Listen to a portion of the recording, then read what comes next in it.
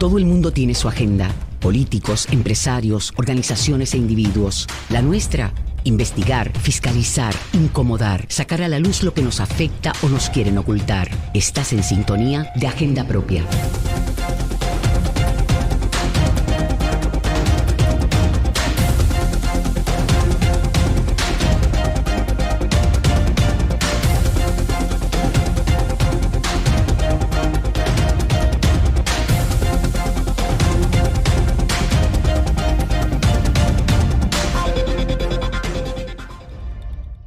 Bienvenidos a Agenda Propia. Les saluda Damaris Suárez y como de costumbre les agradezco que me acompañen durante la próxima hora en el único programa en la radio puertorriqueña especializado en la investigación a fondo y en la fiscalización. Agenda Propia es un espacio semanal producido por el Centro de Periodismo Investigativo. Aquí discutimos de forma crítica el quehacer noticioso, económico y social del país. En nuestra agenda del día hoy discutimos la Universidad de Puerto Rico y que haya admitido por primera vez en 20 años a más estudiantes de colegios privados que de escuelas públicas.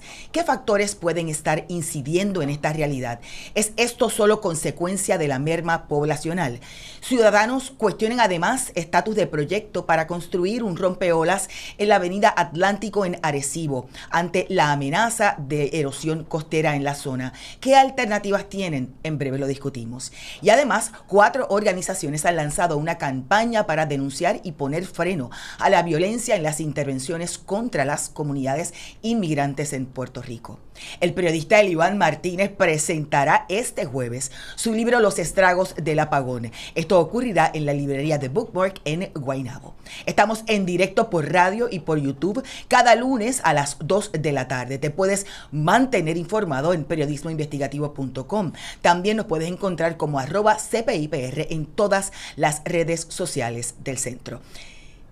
Vamos a empezar esta edición de Agenda Propia. Esta es La Piedra en el Zapato.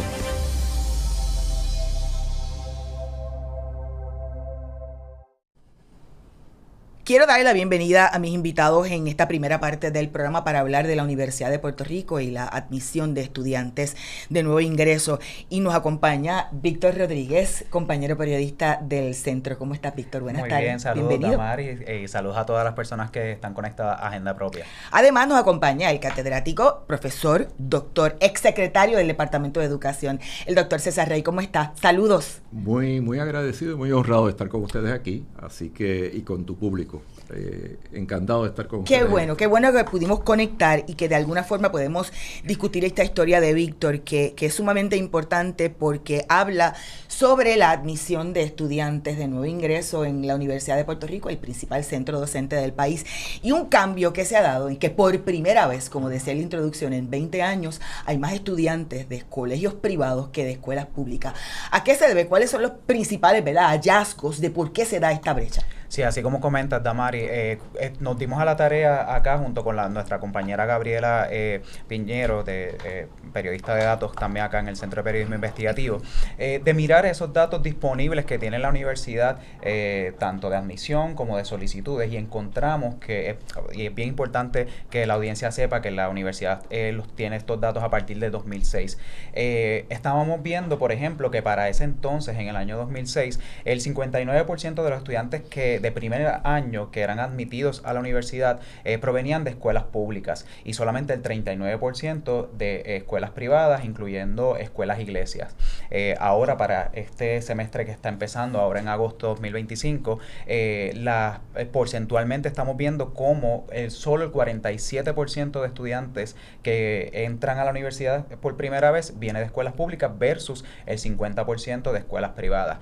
Es bien importante aclarar que no estamos viendo, según los datos, que esto se trate de un desplazamiento por parte de estudiantes de escuelas privadas, sino es más bien una disminución de los estudiantes admitidos de escuelas públicas o que llegan o que se han quedado igual, por decirlo de alguna forma, sí, o sea, los estudiantes de colegios privados. Lo que pasa es que hay un bajón. Claro, para mencionar datos concretos, por ejemplo, estábamos viendo que en el 2006 los estudiantes de escuela pública de primer año eran 7.300 estudiantes. estudiantes, mientras ahora este año entran 4.800. Esa Ok. no es la realidad para los estudiantes de escuelas privadas, porque tanto en 2006 como en 2025 se quedó igual el número en 4.800. Así que realmente ahí también vemos que quizás el problema, por llamarlo de alguna manera, quizás está en la falta de interés o la falta de admisión de estudiantes de escuelas públicas. Vamos a ver una línea de tiempo en el que se ven ciertos eventos que ha provocado que se dé esta brecha de admisión, Claro. y que posiblemente tenga que ver muchas otras cosas adicionales a lo que la gente podría llegar a pensar. Por ejemplo, en esa línea de tiempo Claro. vemos que han habido ciertos elementos de situaciones que han ocurrido en Puerto Rico. Sí, o sea, como estamos viendo, desde aproximadamente para 20 años de datos que estuvimos analizando, o sea, factores determinantes, por ejemplo, los 2 años de huelga que se registraron en estos tiempos, estamos hablando de la huelga de 2010 como la huelga de 2017, ahí vemos caída en la admisión a la Universidad de Puerto Rico, tanto de escuelas públicas como de escuelas privadas, de estudiantes de estas procedencias. Pero también vemos eventos como el huracán María en el 2017, que representó otra caída en la entrada de estudiantes a la universidad. Y por supuesto, los años posteriores a la pandemia del COVID-19 tuvieron alguna repercusión. Entonces, eso como se ve en la gráfica, que las personas que nos están escuchando también pueden buscarla en www.periodismoinvestigativo.com, es que pues la brecha se fue cerrando al punto que para este año ese porcentaje de estudiantes de escuela privada superó a los de escuela pública en admisión a primer año, o a los prepas, como le llamamos comúnmente. Profesor, uno podría pensar que la gente al leer la historia, bueno, al leer el titular de la historia, o al vernos en esta discusión, diga, bueno, pero es que van más estudiantes de colegios privados porque es una mejor educación el colegio privado que la escuela pública. Eso es cierto. Puede haber algo Ajá. de la competitividad de algunos colegios privados, porque no podemos generalizar, porque sea privada no necesariamente es más competitivo que la pública, pero creo que es el elemento de pobreza. Okay. A mí me parece que hay un elemento socioeconómico. Recordemos que más del 51% de la población estudiantil en escuelas públicas vive bajo niveles de pobreza. Esas son unas carencias significativas, y son carencias que obligan a trabajar, son carencias que obligan a buscar trabajos a corto plazo para sobrevivir, y me parece que el elemento socioeconómico es crucial aquí. Si eso es así, pues evidentemente la universidad no es una opción necesariamente para 4 años. Claro. Muchos de nuestros estudiantes de escuela pública están buscando colegios técnicos para acabar en 2 años, para acabar en año y medio. ¿Por qué? Porque necesitan un trabajo. Que conste, estos estudiantes en ocasiones mantienen parte de la familia también, ayudan a sus padres, a sus madres, y esa realidad yo creo que hay que tenerla en consideración. Profesor, es que cuando usted fue secretario de Educación entre 2001 y 2004, esta tendencia de que estudiantes de escuela superior, 4º año, tuvieran que trabajar también, ¿era una realidad en ese momento o es una tendencia que vemos más ahora? Yo creo que es una tendencia que ha ido increciendo, Sí. ¿verdad? Es una tendencia que ha ido siendo más presente, porque esa no era mi realidad con mis estudiantes de casi 600,000 estudiantes en ese momento, ¿no? Sí. De escuelas públicas. Ellos estaban pensando que iban a ser, y de hecho la universidad pasaba a ser una opción real de movilidad social. Hoy se está cuestionando inclusive si esa universidad también está siendo parte de esa movilidad social. Y se estaba viendo también un aumento, por ejemplo, en los estudiantes, no solamente de escuela superior, sino de universidad, que optaban por clases sabatinas o clases nocturnas, precisamente porque tenían que tener un trabajo a tiempo completo. Eso también incide. Bueno, yo le comentaba fuera del aire que mis estudiantes, en su mayoría, por los pasados 20 años, 15 años, buscaban trabajo y después buscaban el programa de clases. O sea, era al revés. Cuando yo estudiaba, yo hacía mi programa de clases y lo que sobraba era para trabajar. Ahora es a la inversa, y eso viene ya más de 2 generaciones ocurriendo, pero ahora está de una manera muy visible.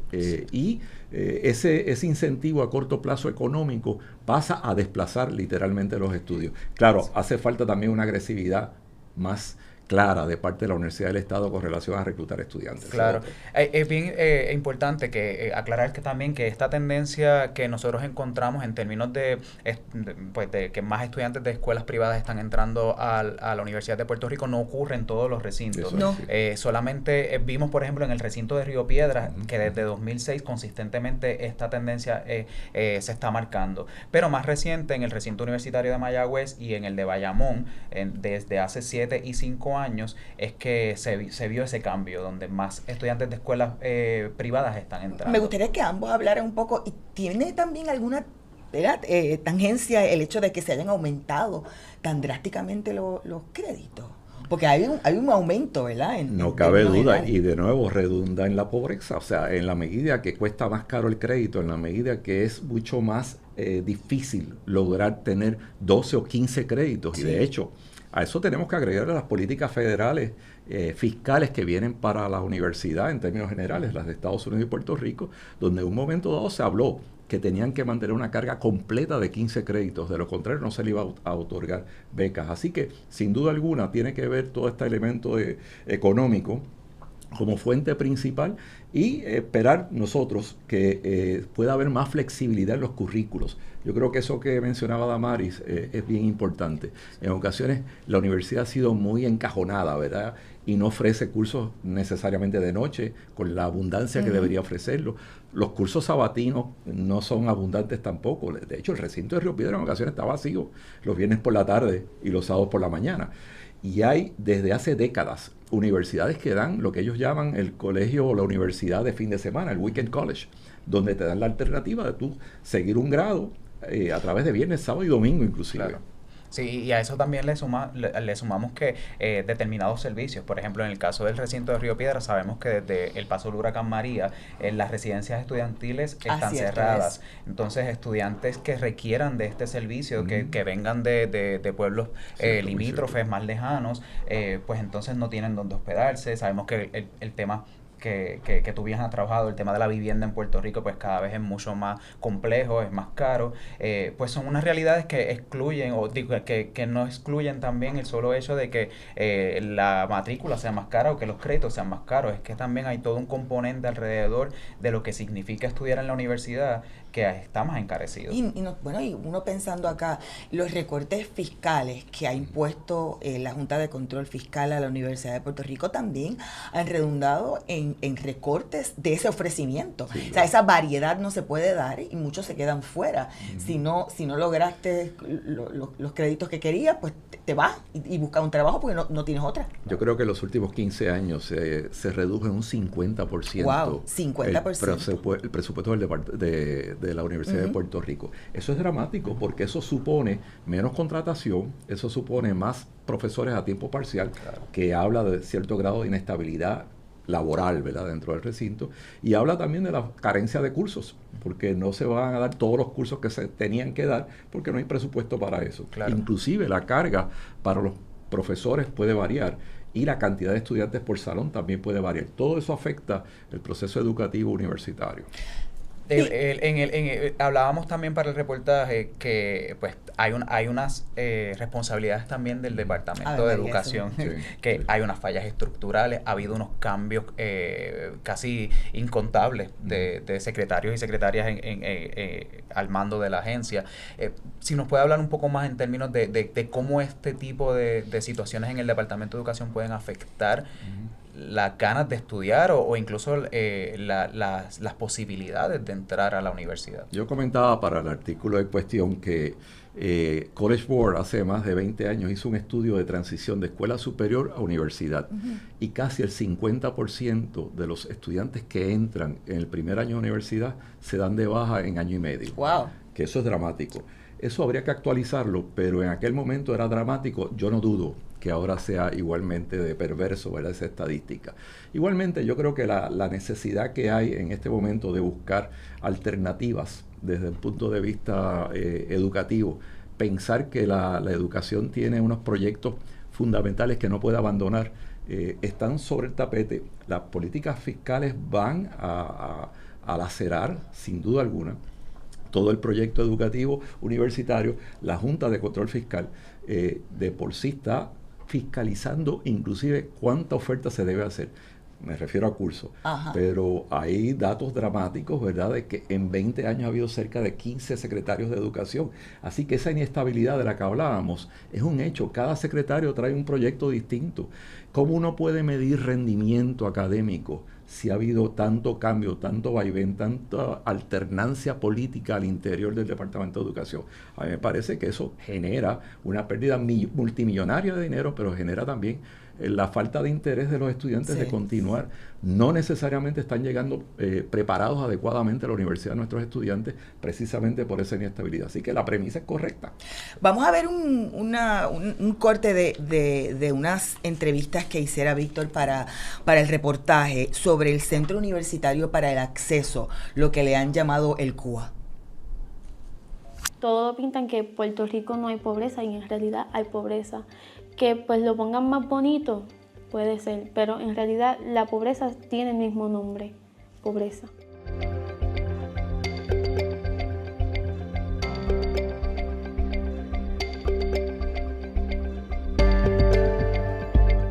Yo cambié varias veces de escuela, número uno por problemas económicos y pues también pues sociales, con diversos como el bullying y así sucesivamente, y también problemas personales. Y también por causa de terremotos y huracanes me tuve que mudar de mi hogar. A partir de agosto entraré en administración de empresas, específicamente en gerencia de oficina. Yo recibí la contestación y yo estaba así en shock, yo estaba llorando. Era una idea. Yo estaba llorando y lloré y no podía calmarme. Ven, que gracias a ustedes pude.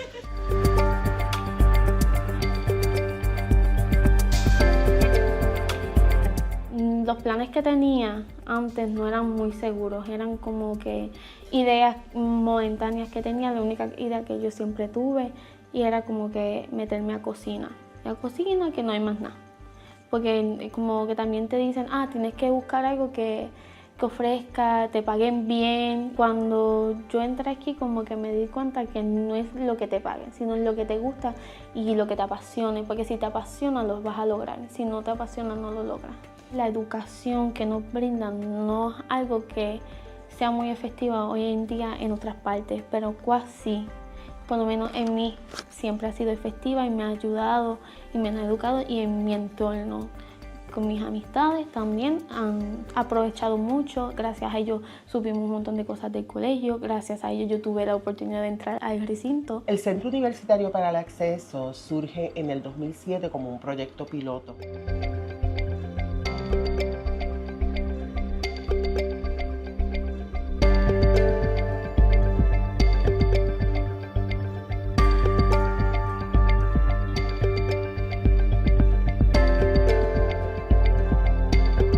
Existían 5 otros CUAS en otros recintos de la UPR en ese momento, y nosotras fuimos el nuestro ha sido el único que logró sobrevivir y el único que persiste hoy día. Ustedes escuchaban la historia de Keira. Keira es un ejemplo de lo que un programa puede ayudar a encaminar a una joven a llegar al recinto universitario de Mayagüez. Como ella decía, que lo que pensaba era en cocina. Cuéntanos qué hace el CUA, y de un ejemplo de lo que debe ser. De 5 centros ahora solamente queda uno, y tienen temor de eso que decía el doctor Rey, de los recortes que terminen el programa en 2027. Sí, el Centro Universitario para el Acceso, que lleva 18 años operando en la universidad y que, como bien decías, tenía 5, estaba en 5 de los 11 recintos de la UPR. Además de dar este acompañamiento a estudiantes desde séptimo grado, les ofrecen tutorías, pero también le dan todos estos procesos de cómo entrar a la universidad. Muchas veces hay una falta de orientación en las escuelas, lo hemos visto en términos tan básicos como llenar una solicitud de admisión. Así que, entre otras cosas, pues el centro venía a ocupar ese tipo de tutorías y de acompañamientos. Ahora, pues, precisamente por los recortes que bien hablábamos, ¿no? O sea, principalmente por los impuestos por la Junta de Control Fiscal, esos otros 5 unidades que estaban en los recintos se eliminaron, y se dejó solamente el de Mayagüez. Y aún así todavía está en veremos. Lo importante con este tipo de iniciativas es reconocer que la misma universidad tenía y tiene programas para fomentar la diversidad de procedencia escolar como parte de su ofrecimiento. No obstante, pues cuando se interviene con los elementos financieros, pues entonces ahí esas misiones que tienen esos programas para fomentar que más estudiantes de escuelas públicas lleguen a la universidad, pues se trastocan.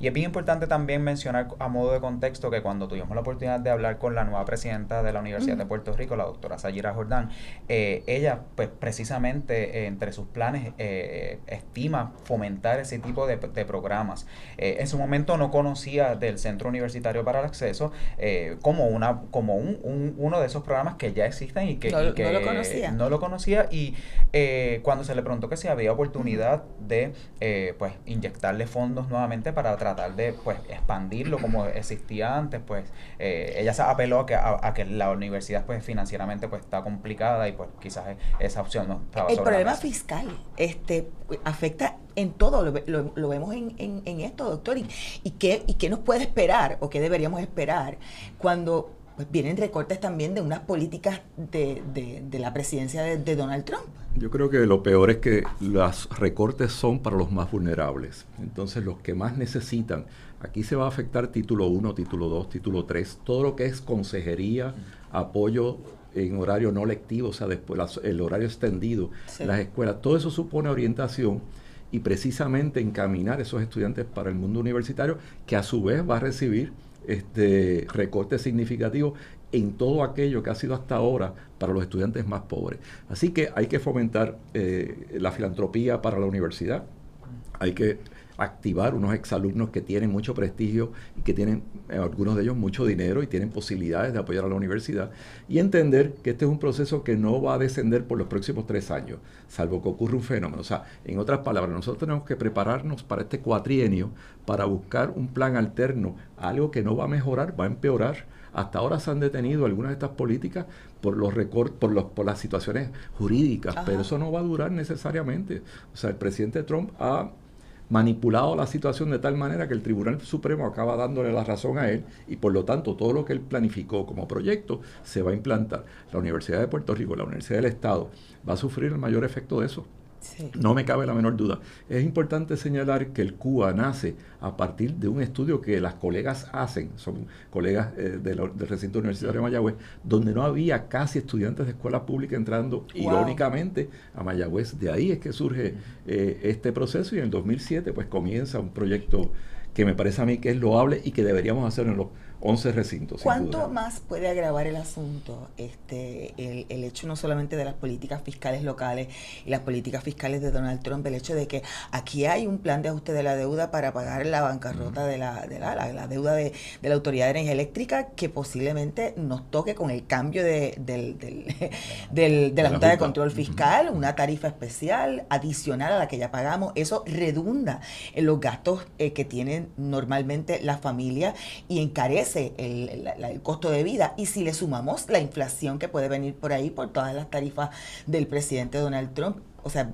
yo no veo luz al final del túnel. ¿Ustedes la ven? Yo interrumpo a Víctor un minuto porque es que esto para mí es crucial. Yo creo que el gobierno tiene que establecer cuál es la prioridad de la Universidad de Puerto Rico. En la medida que esto sea una actividad secundaria, en la medida que la Universidad del Estado no toma la prioridad que tiene que tener, evidentemente todo puede pasar, pero hay que establecer prioridades y defender frente a la Junta, una Junta que va a ser mucho más severa que la que hemos tenido hasta ahora, y con la benevolencia que se pudo haber bregado en un caso o en otro. Ahora va a ser línea dura, y esa línea dura son los que el presidente Trump va a nombrar, y eso va a afectar porque la Universidad del Estado es un costo, es un agravante para esa mentalidad, no es una inversión. Y es como hablábamos ahorita de todos esos elementos que están alrededor de estudiar. Ya lo habíamos avisado en un reportaje que publicamos a principios de año sobre las necesidades que atraviesan los estudiantes universitarios, entre ellos, por ejemplo, hambre. Entonces también no solamente que tienes muchos retos para acceder a entrar a la universidad y ser admitido, es que cuando ya estás ahí,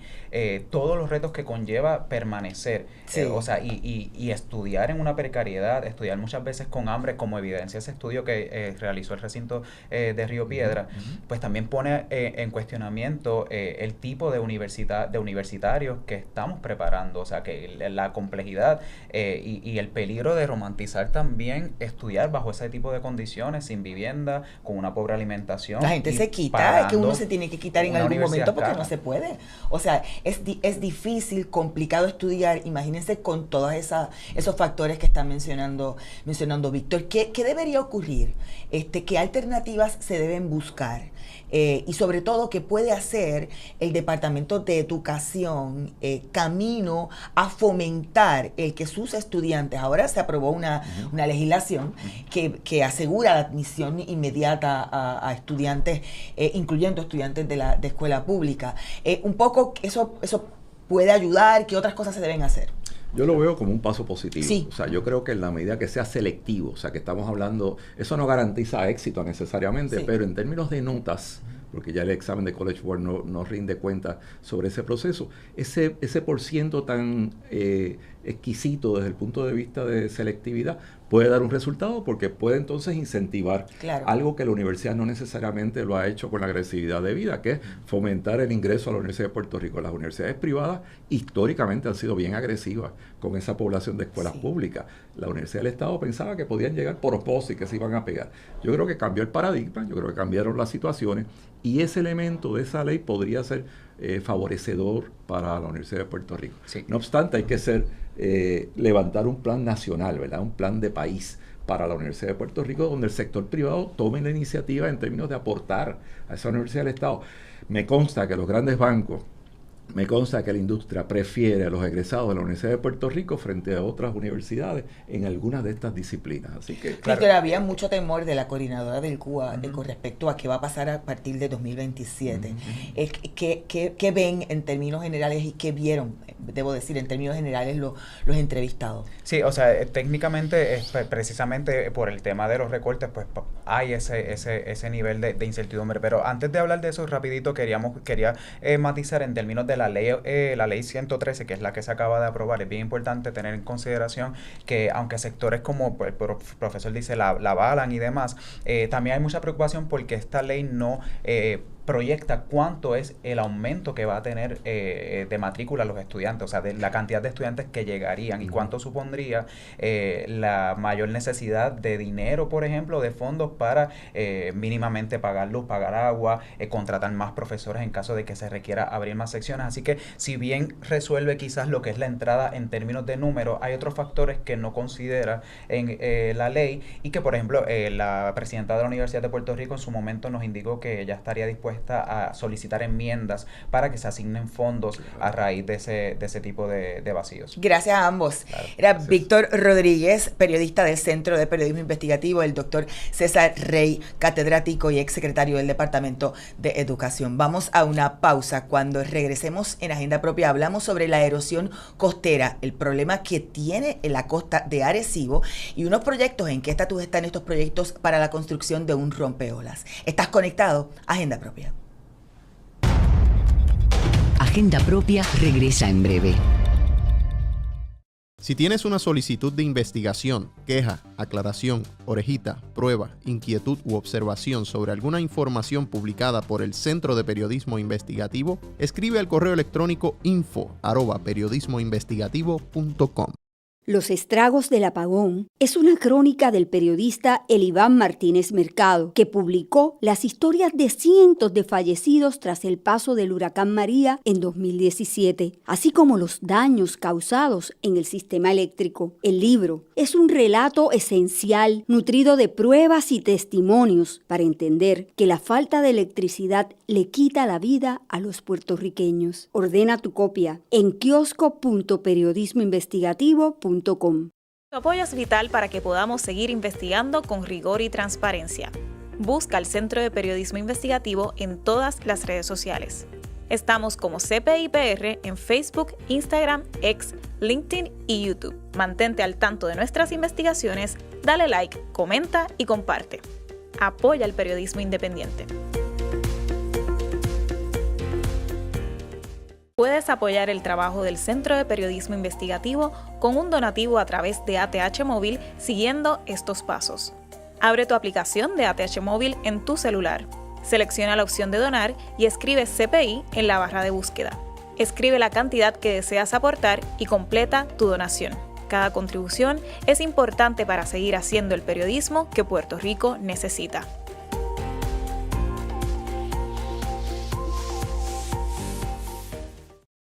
Ya regresamos con Agenda Propia.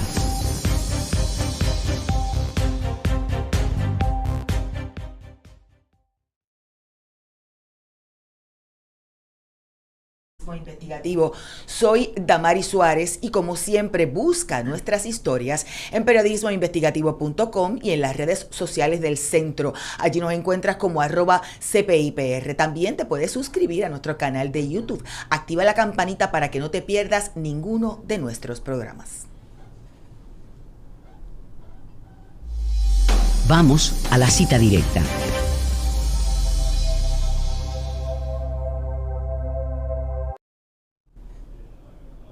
Durante las últimas semanas hemos escuchado quejas de residentes del área de Arecibo sobre los proyectos de construcción de rompeolas en la zona. De hecho, no solamente comunidades que están afectadas por la erosión costera, ha provocado incluso que en el Senado se radique una resolución para investigar el estatus de estos proyectos que ya cumplieron un año desde que fueron aprobados para ser pagados con fondos de FEMA. Precisamente hace un año, el compañero Víctor Rodríguez publicó una investigación sobre este tema. Víctor, un poco quizás deberíamos hablar de qué ocurrió que provocó esta investigación hace ya un año y que ha provocado que a un año no se haya construido nada.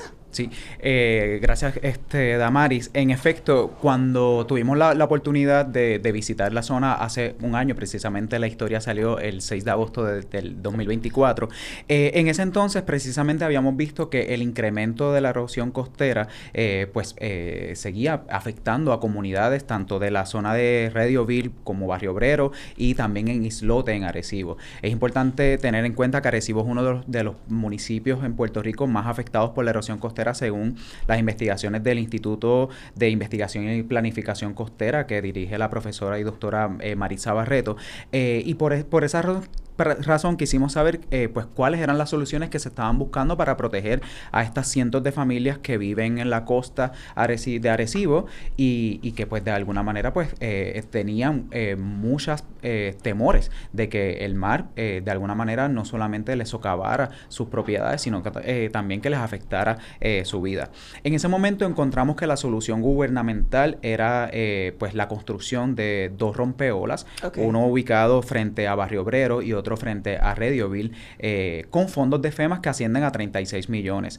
En ese entonces, habían comunidades, líderes y lideresas comunitarios a favor y en contra de este tipo de proyectos, porque para algunos sectores construir en la costa lo que significaba era empeorar la situación para comunidades aledañas, debido a que cuando tú pones alguna superficie en el mar, la corriente se desvía y entonces eso provocaba que no es necesariamente el mejor lados. proyecto o los proyectos más avanzados para detener la erosión costera. De hecho, cuando en ese momento entrevistamos también oceanógrafos y expertos en el tema, para muchos no se debe seguir construyendo con concreto o con estos elementos duros en la costa, sino propiciar quizás las barreras naturales como dunas o por ejemplo mangles, etcétera. En el norte los mangles son más complejos por el tipo de oleaje, según nos explicaron expertos en ese momento, pero lo significativo de esta situación es que esto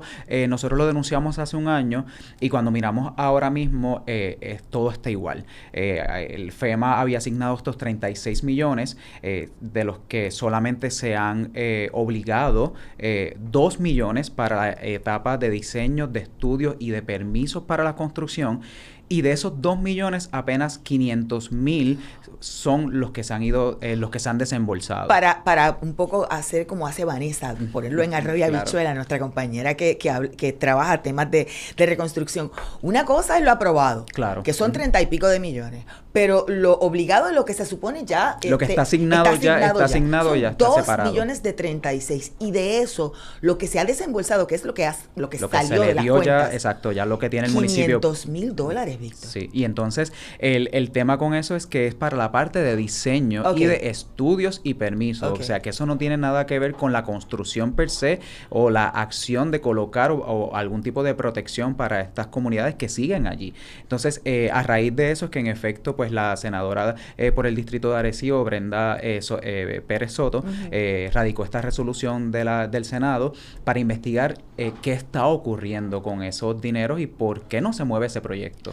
Las comunidades están muy preocupadas. Se han levantado denuncias sobre la erosión costera y lo grave que está la costa. A mí me llamó mucho la atención de esa historia del pasado año, los relatos de gente que viven allí por décadas y que han estado mudándose de residencia en residencia cada vez más lejos de la costa. Claro, porque muchas de las personas con las que tuvimos la oportunidad de hablar son personas de la costa, que el mar, como nos dijo algunas de ellas, es su vida, o sea, no se ven relocalizándose a otro lugar a pesar del riesgo que supone las marejadas, la erosión costera y tal. Pero definitivamente no les queda otra opción que ir buscando opciones, valga la redundancia, para protegerse. No obstante, aquí el detalle está en esa respuesta por parte del gobierno de Puerto Rico y por las agencias federales, en este caso como FEMA, que es la que asignó los fondos, de por qué no se mueve. Sabemos, y en ese entonces para la historia se nos había indicado que estos procesos de estudio son bastante burocráticos, son bastante amplios, requieren demasiadas evaluaciones ambientales y de impacto. No obstante, pues qué se le dice a las personas que reciben estos oleajes y que ven cómo sus casas, por ejemplo, en Barrio Obrero, que he tenido la oportunidad de ir en varias ocasiones, se siguen socavando, ¿no? Y que cada vez más, pues la orilla se ha perdido y pues entonces pues están en riesgo de afectarse más las casas. Que yo experta no soy, pero un año después, la costa no va a estar igual, esa huella no está igual, porque se ha ido, ¿verdad? Erosionando aún más la costa. Sí, no, definitivamente yo tampoco experto, pero citando a quienes saben y quienes han estudiado este tipo de situaciones como la doctora Marisa Barreto, en efecto la línea de costa pues se sigue afectando, se sigue movilizando tierra adentro. Hay algunas partes de Puerto Rico que ella misma nos ha explicado que ha sido todo lo contrario, que han ganado playas, pero no necesariamente es el caso de Arecibo, y ahí es donde entonces está pues esa gran preocupación de las comunidades de saber cómo se les va a resolver o cómo mínimamente se les va a proteger o qué opciones se les ofrece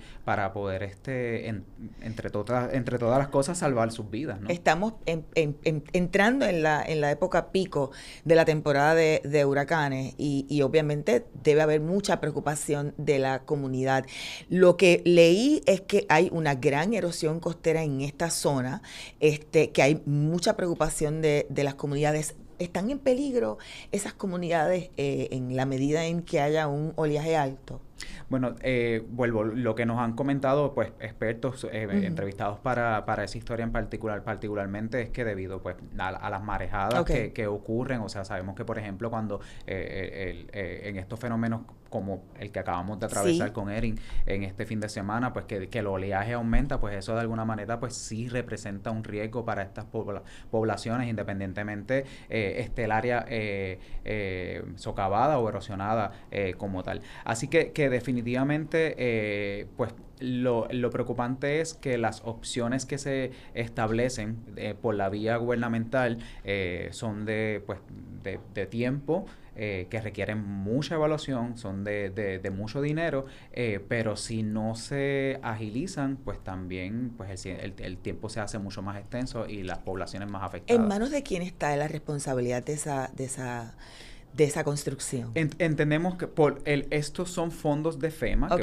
que los tramitan y todo el proceso se hace a través de la Oficina de Reconstrucción y Resiliencia, el COR 3 también, para todo lo que es el proceso de desembolso y tal, pero es un proyecto aprobado para el municipio de Arecibo, así que realmente quien se supone que está encargado de movilizar todo lo que es esta fase de estudio, de diseño, de permiso y eventualmente construcción es el municipio.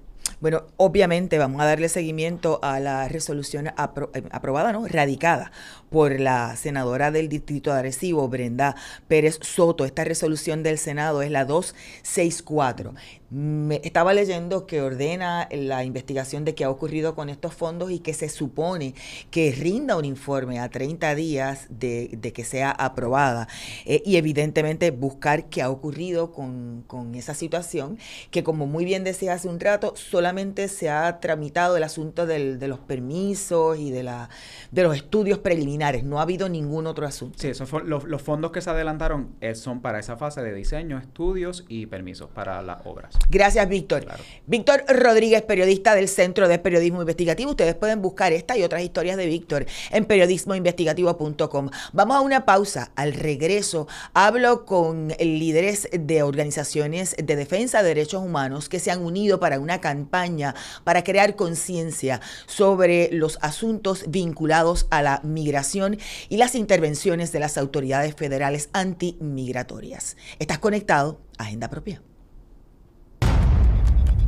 Agenda Propia regresa en breve.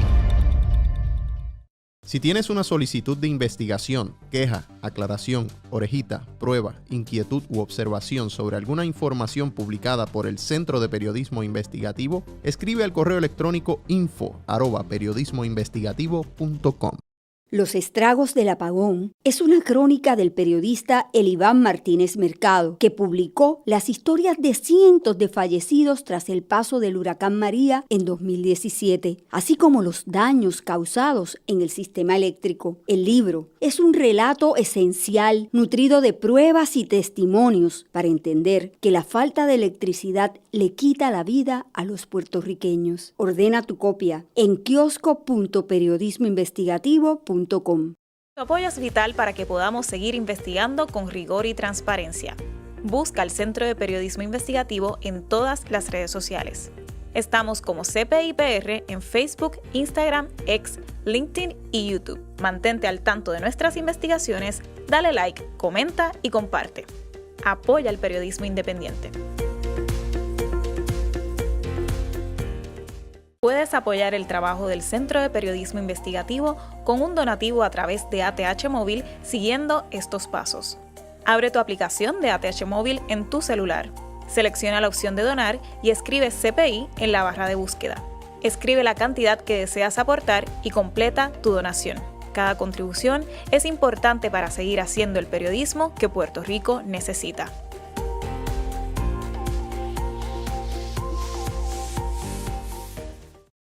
Ya regresamos con Agenda Propia.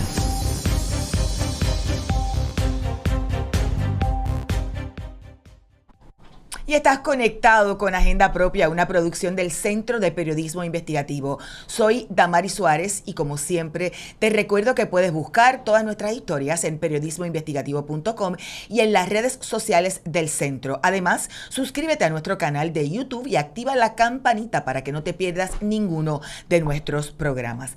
Recientemente, varias organizaciones se han unido en una campaña para crear conciencia sobre hasta cierto punto la violencia que hay en las intervenciones de las autoridades federales contra las comunidades migratorias y defender los derechos de los migrantes en Puerto Rico. El migrar no es un crimen.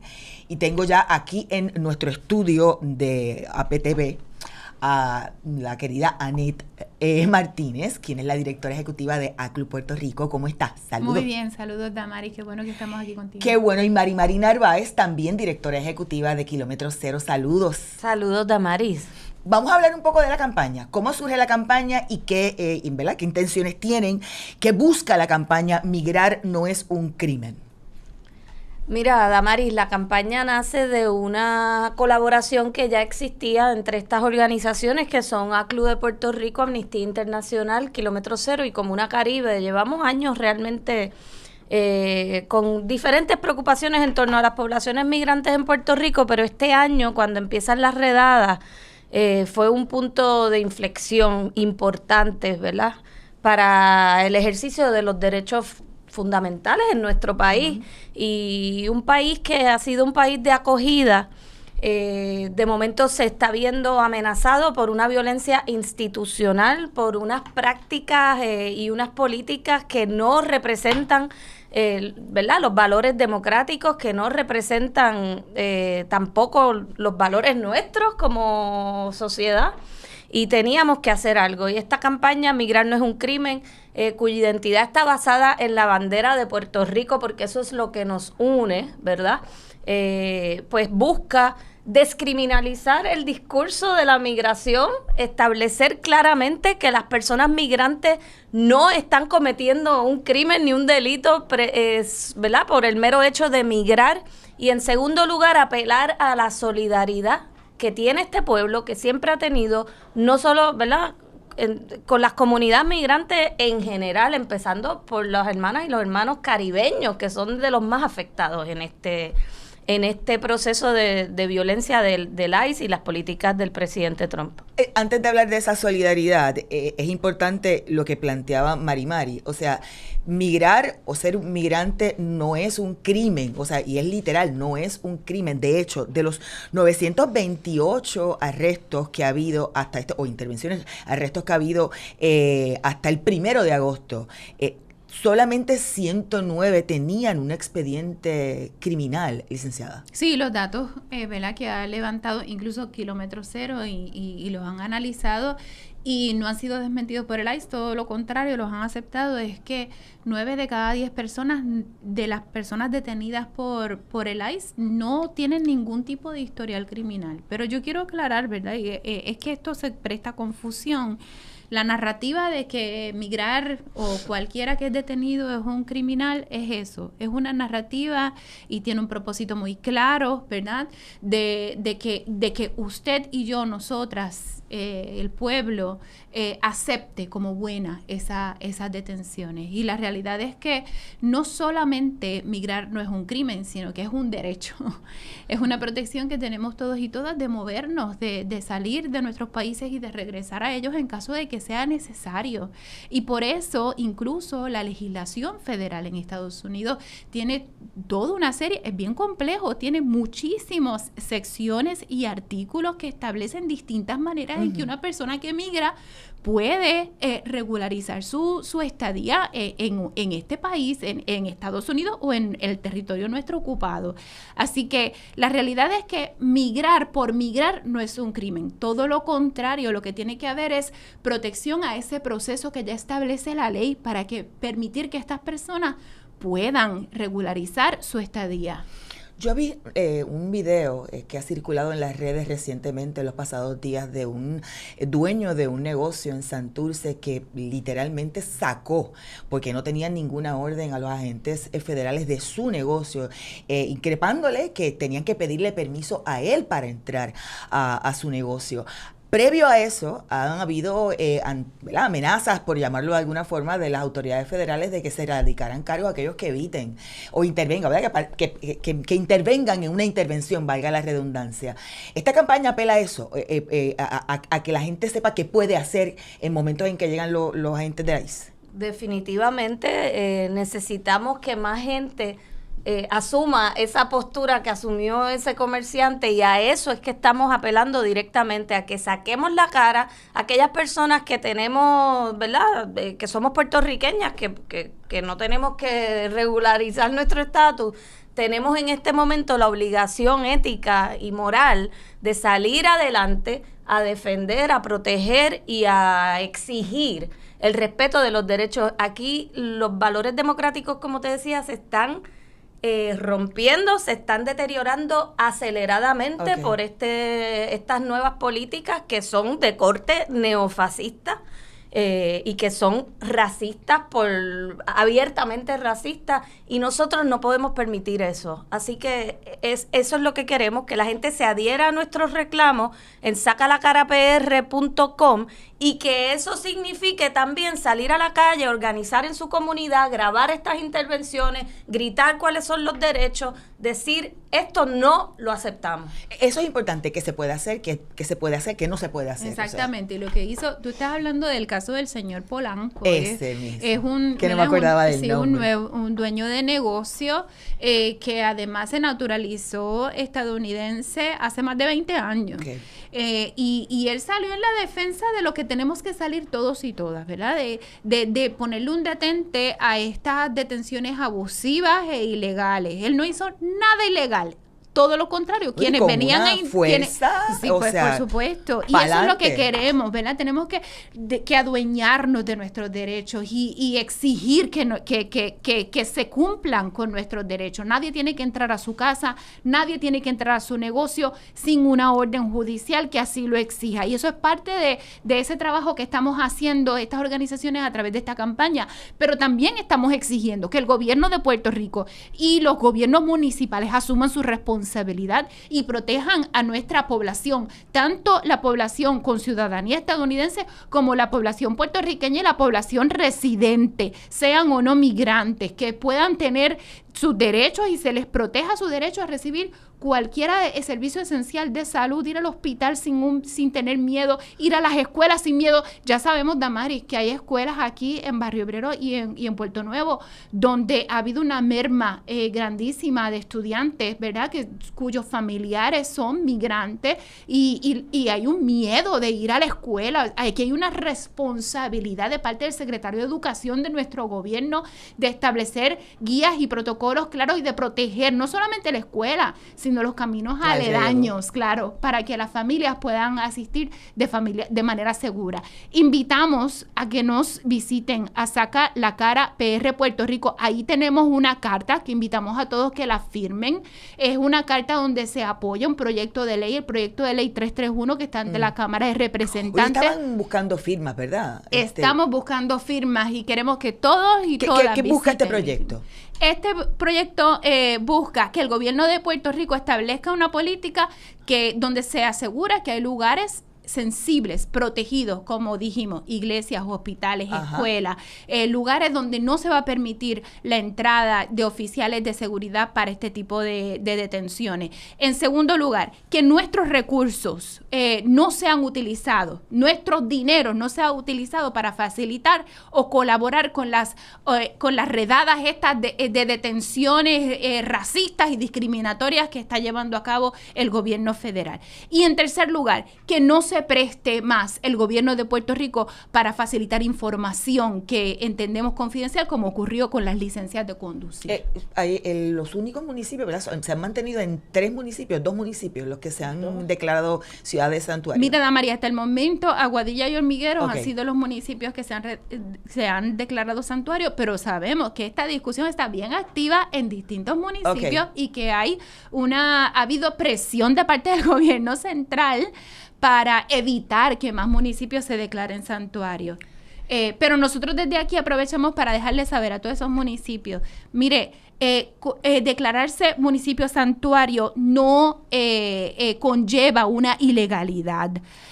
Todo lo contrario, están todos sus derechos los municipios de declararse santuario. Pero puede ser contraproducente, por ejemplo, la información que salió del municipio de Aguadilla, que recibió una carta del secretario del Departamento de Seguridad diciendo que no iba a tener unos fondos federales de Homeland Security. Pero por lo que yo entiendo de las noticias que se publicaron, esos fondos eran precisamente para apoyo a estos operativos de ICE y otros operativos, ¿verdad?, relacionados a la aduana. Y si el municipio es santuario que no va a colaborar en esos operativos, pues ¿para qué necesita esos fondos? O sea, el programa, quizás es importante aclarar, Damaris, el programa Stone Garden, que es de estos fondos que estamos hablando, son unos fondos que están dirigidos a trabajar con temas de investigación de narcotráfico y de trata de personas, ese tipo de, ¿verdad?, de actividad criminal transnacional. Eso es una cosa.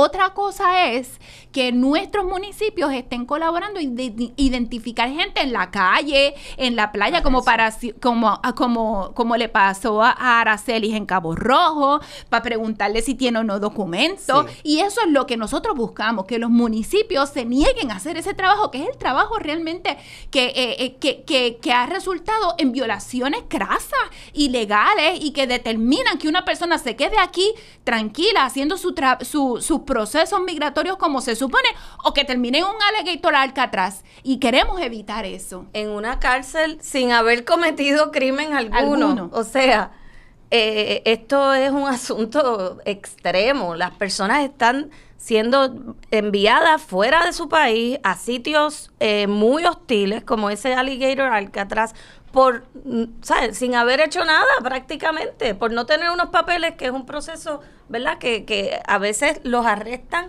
en la Corte de Inmigración, donde están yendo a sus citas para regularizar su estatus. Pero eso también se va a acabar. Nosotros presentamos una demanda de la ACLU a nivel de todos los territorios y todos los estados, y estamos exigiendo que se detengan las detenciones en la Corte de Inmigración, porque eso violenta el derecho al debido proceso. Las personas que van a la Corte se merecen su día en Corte, se merecen ser escuchadas y que se les permita presentar sus defensas, y eso es precisamente lo que el gobierno federal está impidiendo. Y el gobierno de Puerto Rico tiene una responsabilidad de no coludir con ese tipo de violaciones al debido proceso. Gracias a ambas, que ya culminamos el espacio. Escuchaban a Annette Martínez, directora de la Unión Americana de Libertades Civiles, ACLU por sus siglas en inglés, y Mari Narváez, de Kilómetro Cero. El periodista Elivan Martínez Mercado presentará su libro Los estragos del apagón. Esto ocurrirá este jueves 21 de agosto a las 6 de la tarde en la librería The Bookmark en San Patricio Plaza, en Guaynabo. Junto con el escritor César Cardona Morales, dialogarán con los asistentes sobre las experiencias vividas tras el paso del huracán María y el apagón masivo más grande en la historia de Puerto Rico y de los Estados Unidos. Así que los esperamos en la presentación. Llegamos al final de esta edición de Agenda Propia. En periodismoinvestigativo.com puede visitar nuestro kiosco virtual, y con sus artículos con sus donativos pueden adquirir nuestros artículos. Gracias siempre por la sintonía. Hasta aquí, Agenda Propia. Agenda Propia es una producción del Centro de Periodismo Investigativo.